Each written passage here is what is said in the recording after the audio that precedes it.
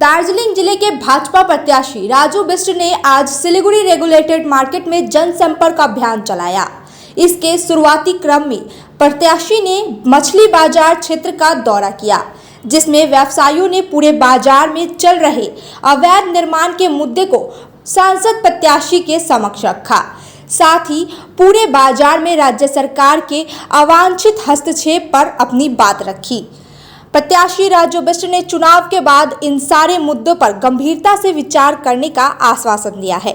इस दौरान मौके पर मौजूद पत्रकारों से बातचीत करते हुए भाजपा प्रत्याशी राजू बिष्ट ने कहा कि राज्य सरकार को रेगुलेटेड बाजारों में तृणमूल कांग्रेस सरकार के हस्तक्षेप छोड़ने को कहा है।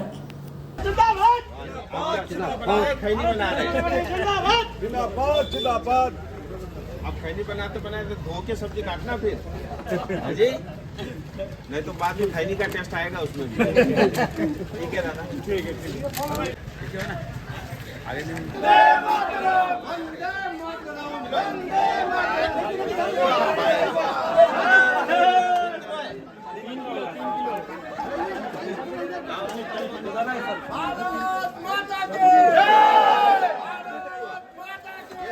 सारे केंद्र सरकार की योजनाओं के ऊपर काम चल रहा है।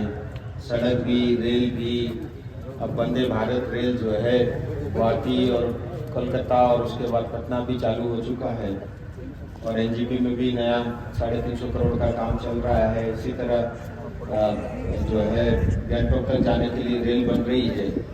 और आपको पता ही है जहाँ सबसे ज़्यादा आपको तकलीफ होती थी, ये बालासन से लेकर के सेवक तक का 6 लेन का सड़क बन रहा है। 1 साल तक ये बन के अभी तैयार हो जाएगा, तो भविष्य में ये जो ट्रैफिक की समस्या होती थी मेन रोड में, वो भी समाप्त होगी।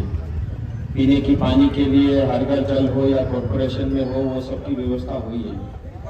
तो खैर वो आज विषय नहीं है, लेकिन कुल मिला के रेगुलेटेड मार्केट, ये मेरा भी दुर्भाग्य है कि मुझे चुनाव के समय हमारे कार्यकर्ता लेकर के आते हैं, और यहाँ पे और अधिक ध्यान और काम करने की आवश्यकता है, ऐसा मुझे साफ दिखता है। मैं जैसे सड़क से अंदर की तरफ घुसता हूँ, तो जितनी जो गंदगी पड़ी हुई है, सिलीगुड़ी शहर के बीचों बीच इतना बड़ा मार्केट है 70 बीघा के आसपास, और उसकी अवस्था ऐसी है जहाँ 20,000 से ज़्यादा लोग जो है जुड़े हुए हैं, और उसके बावजूद भी इसकी साफ सफाई जो होनी चाहिए थी वो नहीं है। इलीगल कंस्ट्रक्शन हो रहे हैं, और कहीं भी किसी भी सड़क पे जो है ना, पार्किंग वालों ने अपना कब्जा कर रखा है, दुकानों वालों ने अपना कब्जा कर रखा है। रेगुलेटेड मार्केट जो है, जैसा मुझे बता रहे थे, कोई रेगुलेशन है ही नहीं। सो ये एक अपने आप में बड़ा दुर्भाग्य है, और इसको मुझे लगता है ये हम सब का भी फर्ज बनता है, या जितने 5 एसोसिएशन है वो सब मिल करके, और मुझे लगता है सरकार को इस मार्केट से जितना आप दूर रखोगे उतना आपके लिए अच्छा होगा, क्योंकि जहाँ भी सरकार घुस जाती है वहाँ कोई काम नहीं होता, और एसोसिएशन के लोगों को और मजबूत होने की आवश्यकता है, ऐसा मुझे लगता है। उसको आपको मजबूती देने के लिए हमें कुछ करना होगा, हम अवश्य करेंगे। और शायद मैं यूपीएफ फंड से हो, और मुझे तो ऐसा लगता है इतना बड़ा है, स्टेट के पास पैसा भी नहीं है।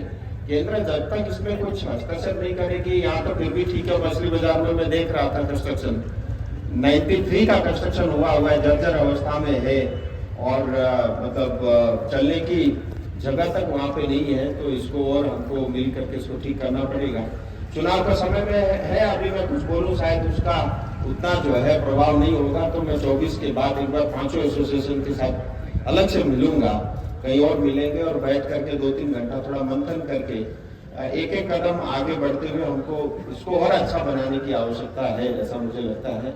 बाकी वोट का समय है, मोदी जी का संदेश लेके आपके बीच आया हूँ। आप हम सब एक ही परिवार का हिस्सा है। मोदी जी को वोट देने का अर्थ है, मैं किसी को नहीं दूँ तो नहीं बोलूंगा, और उसके नहीं देने के कारण भी नहीं बताऊंगा, लेकिन मोदी जी को देने का कारण ये है कि हम मोदी जी को तीसरी बार प्रधानमंत्री बनाएंगे, हमारा देश और मजबूत होगा, और भाईचारा और समरसता और बढ़ेगी, और विकास के काम में और तेजी आएगी, और हमारे ये जो बॉर्डर है वो और मजबूत बनेंगे। एक जमाना होता था पाकिस्तान वाला आकर के अंदर घुस के हम पे ठोक पीट करके चला जाता था, और हम सिर्फ टीवी तक के अपने बयान दे करके चुप रहते थे। आज वो जमाना नहीं है, कोई आके हम छेड़ता है तो हम उसको छोड़ते नहीं, उसके घर पे जाके ठोक के आ जाते हैं। हम सब भी ये जानते हैं, हमारा परिवार तभी मजबूत बनेगा या हमारा समाज तभी ताकतवर बनेगा जब हमारा देश मजबूत होगा। ये एक बहुत बड़ा कारण है कि ऐसे प्रधानमंत्री जो राष्ट्र के लिए समर्पित है, जो अपने लिए चिंता नहीं करते, 140 करोड़ हिंदुस्तानियों की चिंता करते हैं और साथ में ये भी कहते हैं सबका साथ सबका विकास। और जब वो गैस सिलेंडर या कोई योजना चालू करते हैं, किसी मुस्लिम को अलग नहीं रखते, किसी क्रिश्चियन को अलग नहीं रखते, सबको साथ लेकर के चलते हैं।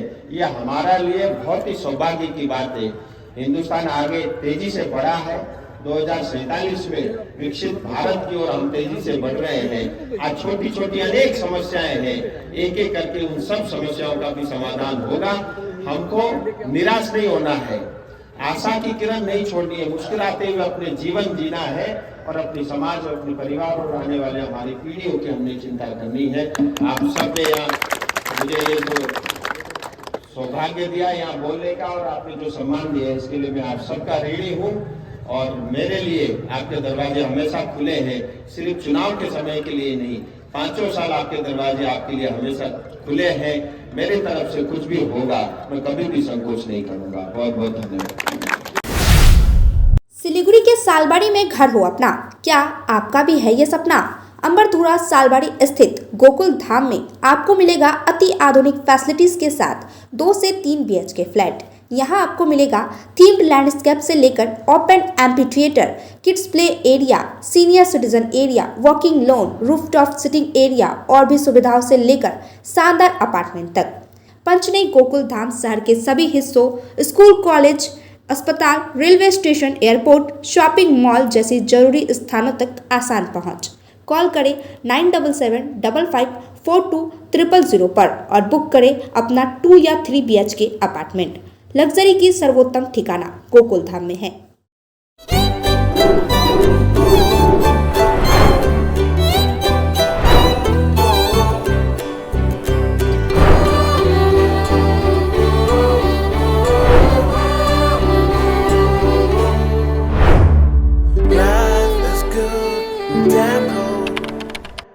If life is an art, then Dwarika Prime is a canvas. Wake up to the breathtaking view of lush green hills every morning. Experience state-of-the-art living with an open gymnasium and a yoga deck on the terrace. Conveniently located near the bustling business hub on Savok Road. Ready to move in, budgeted flat. The baby pool, landscape garden, rooftop gazebos, children's play area, temple, community hall, and terrace garden. Spacious bedrooms for your comfort and relaxation. Dwarika Prime. Call 97333970.